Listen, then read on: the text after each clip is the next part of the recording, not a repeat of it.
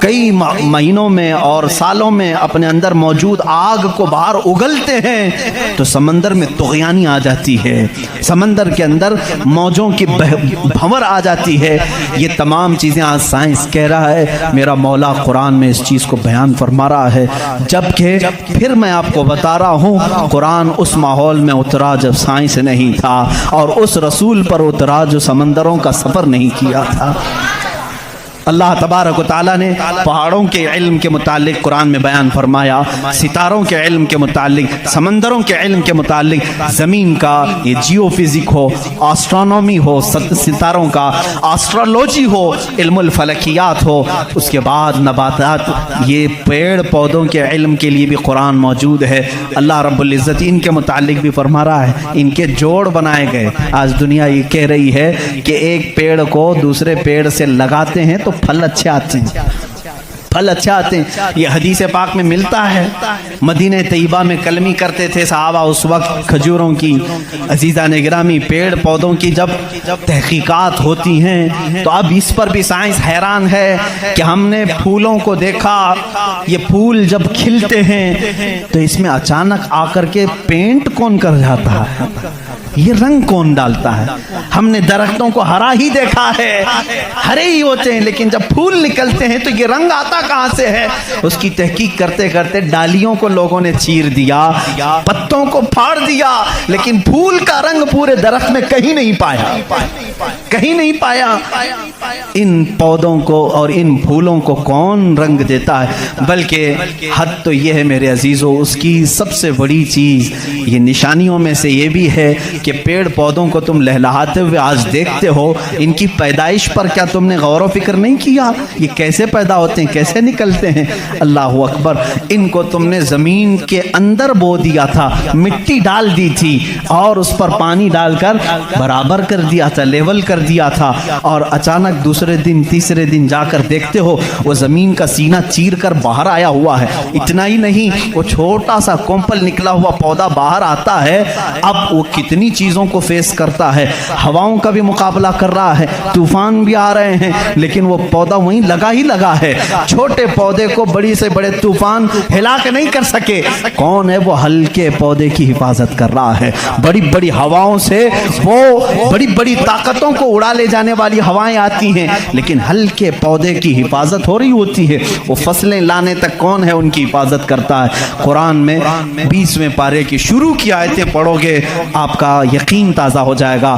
امن خلق السماوات والارض وانزل لكم من السماء ماء فانبتنا به حدائق ذات بهجة ما لكم ان تنبتوا شجرها اإله مع الله، کیا اللہ کے سوا کوئی ہے؟ اللہ فرماتا ہے کون ہے جس نے زمین کو تمہارے لیے قرار بنایا؟ کون ہے جو زمین کو پھاڑ کر کے اس میں نہریں بنایا؟ کون ہے جو تمہارے لیے آسمانوں کو چھت بنایا؟ کون ہے جو اس میں سے تمہیں رنگ برنگے پودے نکالتا ہے؟ کیا اللہ کے سوا کوئی ہے؟ الہ مع اللہ۔ اس طرح کی 5 آیتیں جس میں سوال ہے الہ مع اللہ، کیا اللہ کے سوا کوئی ہے؟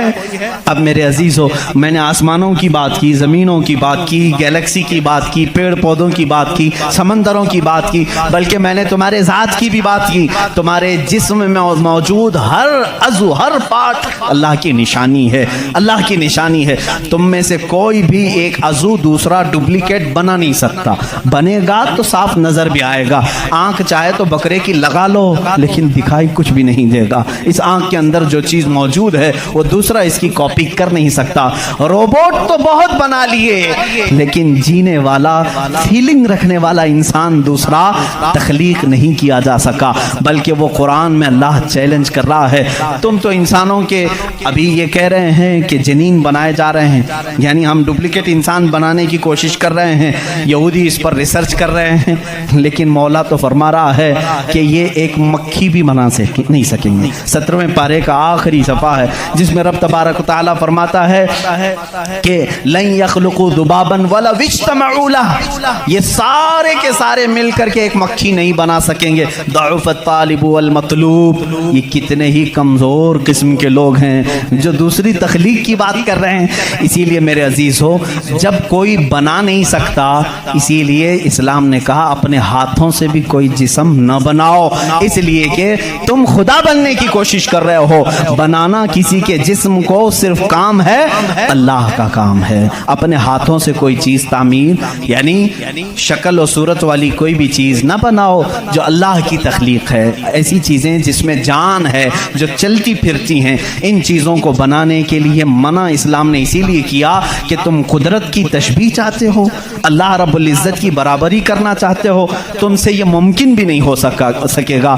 देखते हो आज हमारे यहाँ नाटक है, हमारे यहाँ लोगों का अंधविश्वास हम देख रहे हैं। बेवकूफ़ी की हद हो गई आज भी कि लोग अपने हाथों से जिसको बनाए। मैं आपको बनाऊं, खुदा कौन है, तुम्हारा यकीन क्या होना चाहिए और दुनिया क्या चाहती है, मैं सबको खुलेआम मैसेज दे रहा हूँ, सबके लिए। कुछ लोग ये समझते हैं हमको खुदा बनाना पड़ेगा, पैसे लाना पड़ेगा, बना नहीं सकते तो मार्केट में जाना पड़ेगा, लाल पीला काला नीला खुदा खरीद करके लाना पड़ेगा, और उसके हाथ भी होंगे, 4 होंगे कि 5 होंगे कि 6 होंगे, ऐसे हाथों वाला हमको लाना पड़ेगा। कैसे? अरे वो खुदा चल के भी नहीं आएगा, उसको उठा करके लाना पड़ेगा, बैठेगा खुद नहीं बिठाना पड़ेगा, सोएगा खुद नहीं सुलाना पड़ेगा, और उठेगा भी खुद नहीं उठाना पड़ेगा, और उसे वो डूबेगा भी खुद नहीं डुबाना पड़ेगा, टूटेगा भी खुद नहीं तोड़ना पड़ेगा, खाएगा कुछ नहीं उसे जबरदस्ती खिलाना पड़ेगा लोगों को दिखाने के लिए। लोगों ने अगर अपने दिमाग से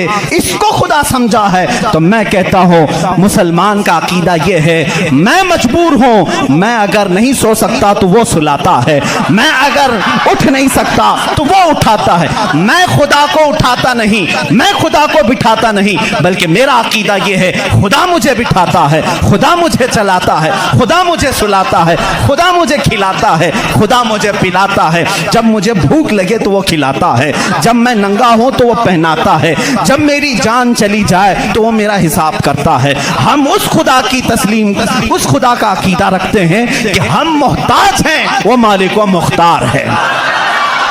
अकीदा ये हो अपने हाथों से बनाई हुई चीज को, अरे तुम्हें तो फख्र करना चाहिए, अरे आज तू खुदा बना बैठा है, उसको फख्र से देखो, कहो अरे तू क्या खुदा है, मैं ही तो बनाया हूं तुझे। कभी बनाने वाला ये कह सकता है ना?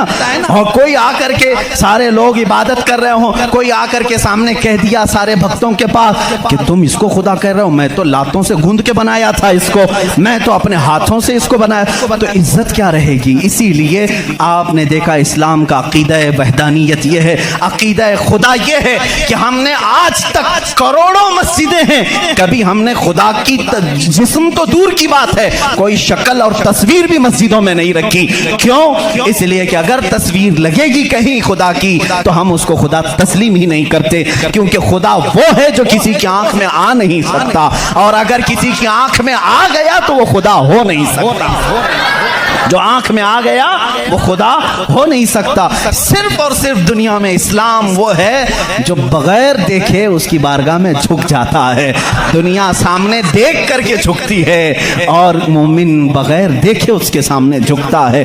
यही तुम्हारी सबसे बड़ी सिफत है ईमान वालों, जो कुरान कहता है युमिनून बिल गैब, ये वो बंदे हैं जो गैब पर ईमान लाते हैं। अब यहाँ आखिरी बात मैं करने आता हूँ, मेरा वक्त तवील हो गया। ऐ मौला तेरी निशानियां बहुत हैं, आसमान तूने बनाया, जमीन तूने बनाया, सितारे तेरे हैं, समंदरों का इल्म तूने इंसानों को दिया, सब कुछ तूने बनाया, लेकिन मेरा अकीदा, मेरा विजदान ये कहता है ये कायनात में सबसे बड़ी अगर कोई निशानी है तो वो मोहम्मद रसूलुल्लाह की जात है। फिर भी इसीलिए कहा मक्का के वो कुफार पूरी कायनात के सबसे बड़े काफिर हैं कि अल्लाह की सबसे बड़ी निशानी को देख करके भी ईमान नहीं ला सके, इसलिए कि वो रसूल ही बजाते खुद अल्लाह की एक ऐसी निशानी है।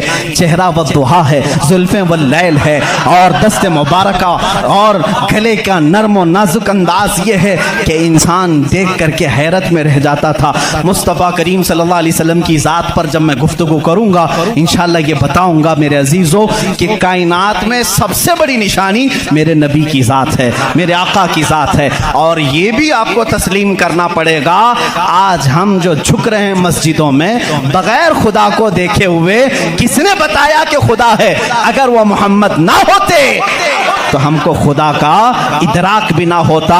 اسی لیے ہم کہتے ہیں میں مانتا ہوں اے عقل والو میرا محمد خدا نہیں ہے مگر دلوں میں یہ نقش کر لو کہ وہ خدا سے جدا نہیں ہے. وآخر دعوانا ان الحمدللہ رب